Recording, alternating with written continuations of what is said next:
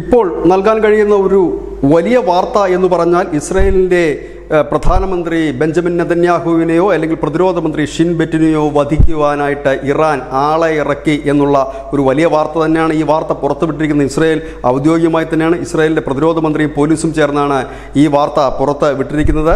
ആ വാർത്തയിൽ പറയുന്ന, ആ റിപ്പോർട്ടിൽ പറയുന്ന കാര്യങ്ങൾ ഇങ്ങനെയാണ്. ഇസ്രായേൽ പൗരനെയാണ് ഇതിനുവേണ്ടി ചുമതലപ്പെടുത്തിയിരിക്കുന്നത്. ഇദ്ദേഹത്തെയാണ് പിടിയിലായിരിക്കുന്നത്. ഈ പൗരൻ പിടിയിലായിട്ടുണ്ട്. ഇയാൾക്കെതിരെയുള്ള കുറ്റപത്രവും നൽകി കഴിഞ്ഞിരിക്കുന്നു. ഇസ്രായേലി പൗരൻ തുർക്കിയിൽ താമസക്കാരനായിരുന്നു. തുർക്കിയിൽ ഒരു ബിസിനസ്സുകാരനായിരുന്നു. അവിടെ വെച്ച് ഈ ഇറാനി തുർക്കി ബിസിനസ്സുകാരുമായി ചേർന്നിട്ട് ഇയാൾ വേറെയും ബിസിനസ്സുകൾ ചെയ്യുന്നുണ്ടായിരുന്നു.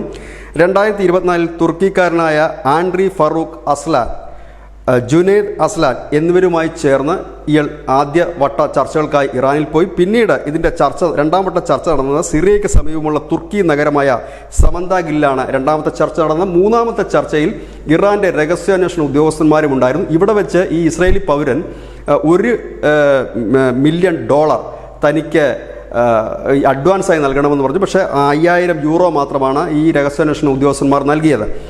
ഈ പൗരനെ ചുമതലപ്പെടുത്തിയിരുന്നത് ഈ പ്രധാനമന്ത്രിയുടെയും ഒപ്പം തന്നെ മറ്റുള്ളവരുടെയും റൂട്ടുകളടക്കം, ഒപ്പം തന്നെ അവിടെ നമ്മളുടെ ഭാഗത്തേക്ക് ചേരാനുള്ളവർക്ക് പണമിട്ട് കൊടുക്കുന്നതിനുള്ള അക്കൗണ്ടുകൾ സംഘടിപ്പിക്കുക.